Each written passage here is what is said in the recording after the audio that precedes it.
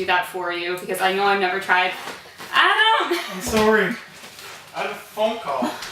And I liked that one. I said I'm sorry. I know. Hey, I'm Janelle and this is toDIYfor. So I'm gonna try a kind of a new style today when it comes to my decor. I've never really done anything in the kind of farmhouse style. I did do a tray not too long ago, but I don't do a lot of it because I don't really decorate my own space that way, but I do know that it's very popular and I can absolutely respect the style and think it looks great in other people's homes. So I did some research and on Pinterest I found a piece that I really loved a lot and I kept seeing a lot of it. And I figured I could actually make it for fairly cheap. And what it is a windmill.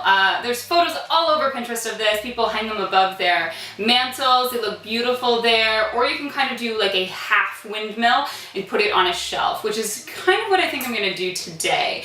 But most of the items that I'm using to make this DIY are coming from the dollar store. So it's incredibly cheap other than one expensive item, which is this paint that I picked up at the hardware store. It's a hammered paint, so it's supposed to look like a hammered steel. And I'm hoping that this will pull everything together and make the cheap items look a whole lot more expensive. Now, this is a higher end spray paint, so you're gonna pay a little more for it, but I totally think it will be worth it for this project.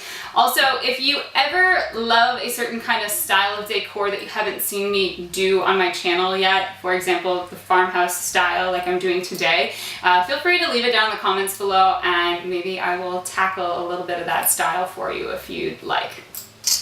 Okay, so first off, I made my template for the flaps of the windmill.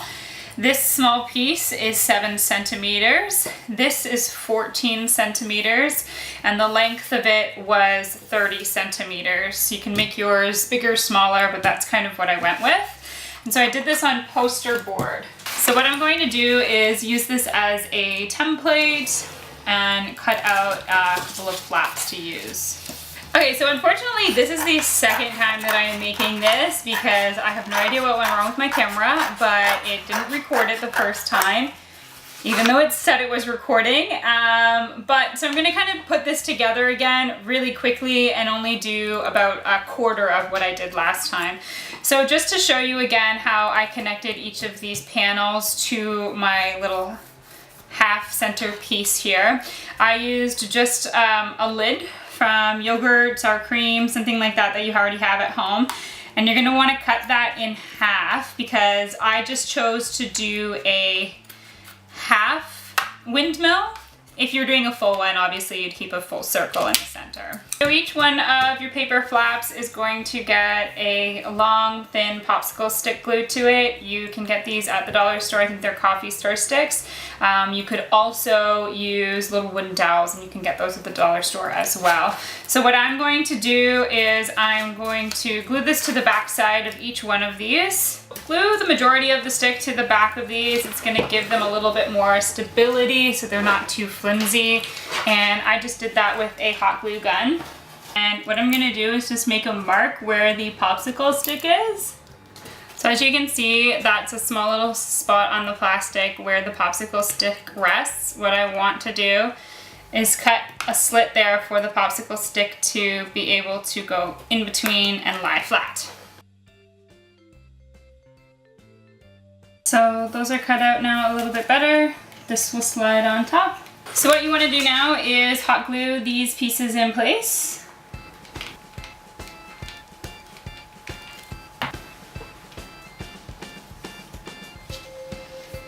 So the last step before you paint everything is that all the windmills I saw have this wire that kind of connects them in a big circle up top. I found this wire at the dollar store in the gardening section. It's really easy to work with because it bends really easily.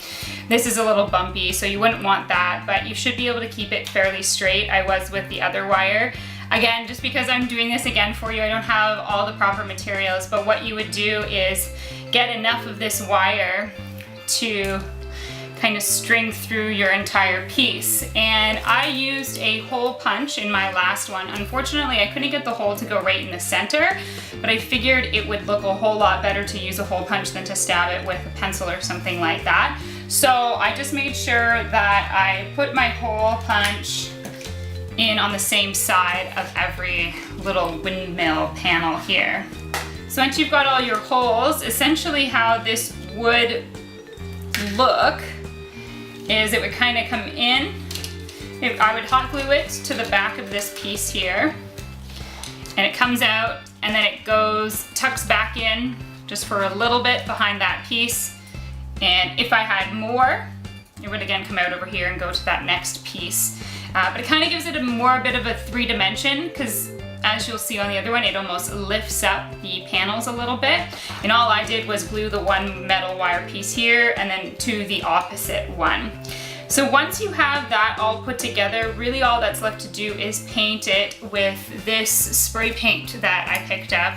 I found that it worked really, really good. It is a little bit expensive, again, as I already described, but I think it's totally worth it. It gives a great hammered metal finish and was really easy to work with. So here's what it looked like. Here's my finished project, actually. Now I'm gonna show you kind of how I did the rust and black look on here. So just with some black paint and a toothbrush is what I think you need. It works best because you can kind of get a bit of a rough look with it. And kind of like a scratched up painted look. And for the rust, I just used a little bit of red and gold paint, and I did that second after the black. So the black, more or less, you just get a little bit on your paintbrush or your toothbrush. Make sure you don't have too much. You can kind of rub it off here. And I'll just show you on the paper because I've already rusted that up, but you kind of just brush it and make light strokes like so, which you can see I've done elsewhere. So toothbrush is definitely the best way to get this similar kind of effect that I did. And I did a lot of the work around the edges as opposed to like in the middle of the fan blades. And as for this color, mixed quite well together. The red and the gold kind of gives a nice little rust color if you don't want to go out and buy one. And I did much less of this color. Again, I just used the same paintbrush. That's why I did black first, because it kind of muddens the color.